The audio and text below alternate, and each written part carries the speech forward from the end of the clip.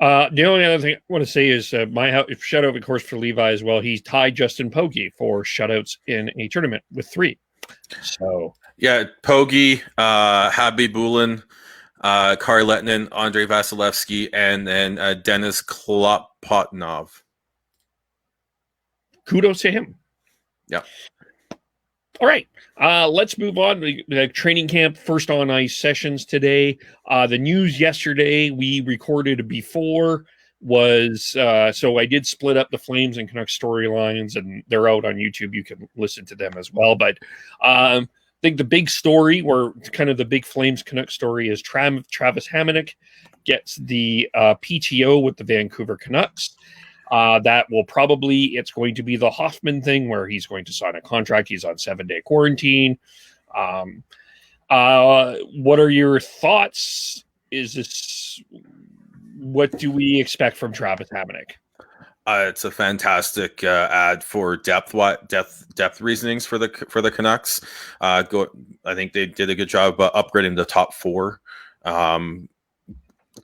Going into this, adding Nate Schmidt and adding Nate Schmidt is a huge ad.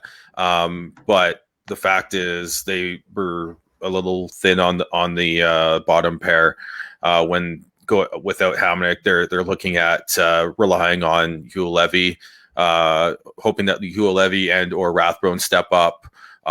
And then having Jordy Ben, who was a healthy scratch for a lot of last year, as well as Jalen Chatfield and Brogan Rafferty, all fighting for spots.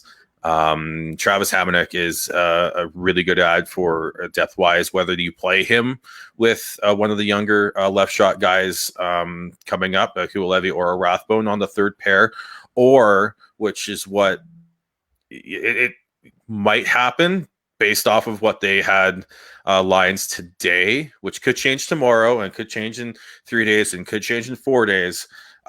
They could go with Hughes and Hamonic, and then which allows them to play Tyler Myers with Hugh Levy or Rathbone, and then looks like they've got Edler and Schmidt as a pair. So either way, you're looking the depth wise, the Canucks pairs look a lot better with Hamonic than without him. You know, it's good to have a little less of a player than Chris Tanev and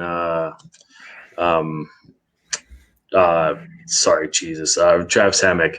I really liked him as a Flame. You guys do have a good player there overall, but I think that he's a Tanev, just a step down from Tanev, and that's as far as picking up another good solid defenseman that I can play in your second line to third line defense that he eats up a whole bunch of penalty kill minutes. He'll block everything. He's a heart and souler. So that's a good pickup for Vancouver overall. And I wouldn't be surprised if you do see him every once in a while with Quinn Hughes, but I think that he'll be more effective down, just a hair down in the lineup.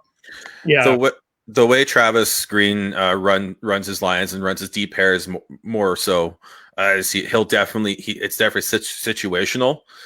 He played Quinn Hughes with Tyler Myers in certain situations last year. He played Edler and Tanev together in certain situations last year.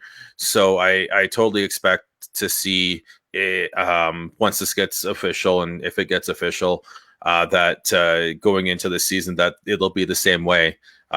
Hughes and Myers will be an option at times. Hughes and Hamonic will be an option at times. And go from there. And again, the flexibility and the depth, the addition for depth and the stability for the bottom pair, I really like it because like I said, just adds that stability that the Canucks were sorely lacking going in without him.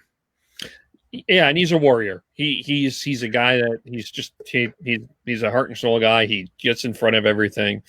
I mean, the foot speed isn't there like it was, but he's tough as nails. And I actually think that the Canucks fans will start to really appreciate him. I think that they'll grow to like Travis Hamonic as a person too. I think that will be a nice thing as well. Speaking of people that are gonna, Canucks fans are gonna take a shine to real quickly, Nate Schmidt. That guy is a beauty. Like you'll ask him a question and he'll go off on a 5-minute talk about that, that, and the other thing, but have this big grin on his face and talking about and making fun of himself. Like he gets it. Like every time he's talked to the media since this trade, I've just been like, okay, yeah, all right, calm down, Sean. Like he's good. You see him on the ice. He's good as he was in Vegas, and then you add that character, and he's going to be an absolute fan favorite real quick. I just want to also point out, I'm just typing as you're. I just want to say this. Look, he has an open invite. Whenever you're available, Nate Schmidt, come on. We'll fit right in. We'll try our best. Yeah. Yeah. Anyway, he's been entertaining for sure, and the defense will be fun this year. We'll have some personality. So one of the themes that we had with the Canucks storyline going through was who was going to play where, and we were all asking about Louis Eriksson, and we were like, nope, Louis Eriksson's not going to play in the top 6.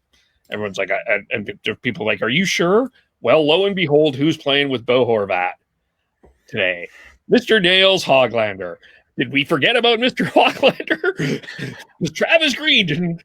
And he talked today that this is something he's given some serious thought to. And I kind of like it. I like it. He's got some swagger there. And I just quite frankly need to say, from Bo Horvat's perspective, for the love of God, this guy deserves to play with wingers that have some scoring ability.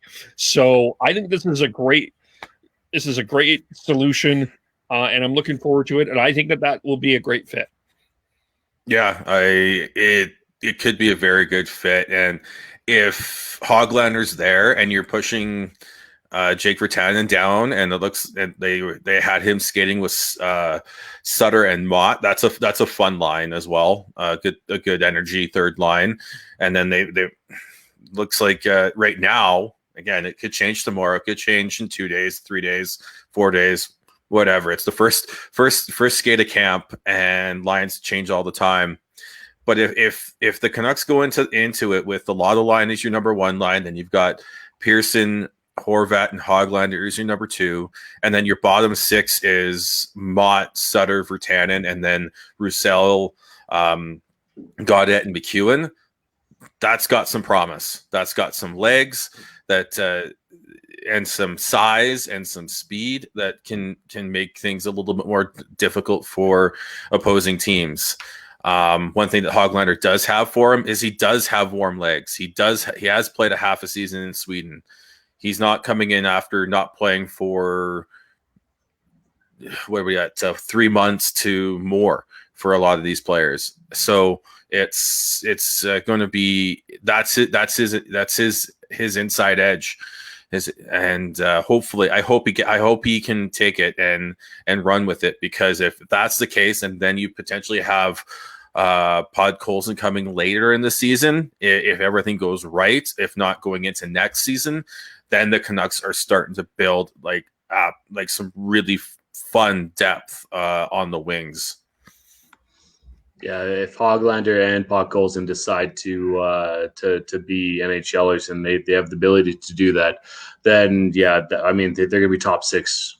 It looks like top 6 players anyway. So they definitely have that firepower up there, with Podkolzin being a good 200-foot player that is a playmaker. And then Hoglander, who can, I mean, both can bury it, but Hoglander more so a sniper. So I, as a Flames fan, I'm not looking forward to that. Hoglander versus Tkachuk in the lacrosse goal bowl. Yeah. The other thing, we should also mention this. Jim Benning was on the second intermission on the radio, on the TSN radio network, and he stated that Podkolzin, the intention is to sign him by the 30th of April and have him right into the lineup as soon as possible. Reasonable. Really depends on where Vancouver's at. And where SKA as well. Yeah, there's a lot of factors that go into that. Bringing in a highly touted prospect can be good or bad. Just at the end of the year, just ask Sven Berchi. Yeah, if everything goes well and they do get to add him at the end of the year, that's fantastic. If not, they will get him for the 21-22 season, and that's just I'm just happy. I'll just be happy to get him over here and get him out of the KHL and starting to get some get used to the North American game and everything like that. So, yeah, I'll be pleasantly surprised if they get him for this year. I feel like we're being very politically correct when we're talking about the developmental skills of the KHL here with Askarov and Podkolzin and Hoglander's not in the KHL, but it just kind of shows the amount of talent that the NHL does bring and does have as far as the developmental side of developing players that are drafted and who are in the system. Yeah, it's true. That's a whole other. That's probably a longer conversation that I think would be an interesting one to examine. What's going on over there? Yeah.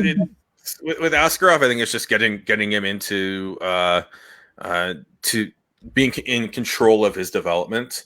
With Podkolzin, it's that as well, but he's also not getting the ice time at SKA, which is really frustrating for Canucks fans who there's like two or three ones that like Chris Faber and others that go up, like get up and watch him play and see what he does. And we're seeing some of it during this tournament, how smart he plays, how unselfish he plays, how he understands the game.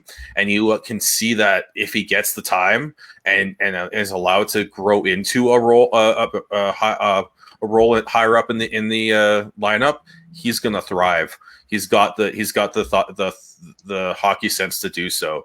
So it's just, that's where it's frustrating for Canucks fans, and it's just like we want him to develop properly because top 10 pick and all that, but it's just same thing for him. It's just you feel for him because it doesn't seem like he's getting the right chances out in Russia. Who do you compare him to? Because the reason I'm asking is Craig Button compared him today to Chris Kunitz. And I was, I didn't agree with that necessarily, but although I will admit Craig Button is smarter than I am, I don't see that. I see someone a bit more intense. There's been a lot, and this isn't me, and I think it's a bit of a, it's totally his peak. If he hits his ceiling, it's this, and there's been a lot of Mark Stone comparisons thrown out there for Podkolzin in the way he plays the game. He's a winger. He's defensively sound. He's smart. He plays in front of the net very well. But that's really if he absolutely hits his ceiling. I don't know if he'll get there. I like the stylistic comparison for sure. But I hate using those comparisons because it's so easy for people to just look at, oh, you compared him to Wayne Gretzky. Oh my gosh! Like no. Stylistically, he does fit like a Mark Stone. Feel like a Mark Stone. I also see him as a not as physical as this guy I'm going to say, but Ryan Getzlaf. I see him as kind of a similar comparison to him. Obviously, he's not a center, but he can play center if he wants to. Big guy, big frame, and he'll fill into his frame when it becomes more when it becomes more pro in the NHL. So that's my comparison. But as far as a winger comparison, I don't think Mark Stone is far off. I was thinking even turn stylistically that not again. I hear what you're saying because there was someone that used Quinn Hughes to Bobby Orr, and I think they met stylistically, but they were like, "Oh my gosh, what the hell are you doing to this kid?" Well, and coming from I'm sure that came from a Vancouver based honk. No, if you will. It was a scout, or it wasn't a fan. It was I don't even remember who it was, but it was someone that knew Quinn Hughes. It was a scout, or it was someone in yeah. Either like way, it's just whenever somebody compares a prospect to a player, that's just stylistically, it's not the fact that they're going to be that good of a fucking player, unless you have a McDavid, Crosby, Ovechkin kind of player in front of you. That's the only time that you're going to hear that, but those don't come around too often. So anybody who hears that, it has nothing to do with their potential. It has to do with the style of play the style of game that they play, and they might be able to get to a similar peak, but they won't be that similar player. Another guy that came to mind was peak Andrew Ladd. I know you look at him now, like, oh, what are you talking about, Sean? But you go back through what his stats were at when he was playing at his peak. He had a couple 60-point seasons. He had a 70-point season, but he was always hovering around that 40 to 50 for about was it 1, 2, like about 6-8 years. Like he was in that 40, 50, 60-point range, and if that's and being a responsible physical player, and that if that's what Podkolzin is, that's fantastic. That's a great ad for the Canucks, especially if as a complementary player to the Petterssons, to the Hugheses, and working with someone like a Bo Horvat, JT Miller type, and you're setting yourself up for success with that with Podkolzin if he turns out to be that. I was kind of thinking a little bit of Ryan O'Reilly too, a little bit, like in terms of stylistically, not like again, it's about the offensive skill with the defensive prowess and being able to have both sides and can play both sides of the puck. That's absolutely massive. He also is comparable to Gord the Dog.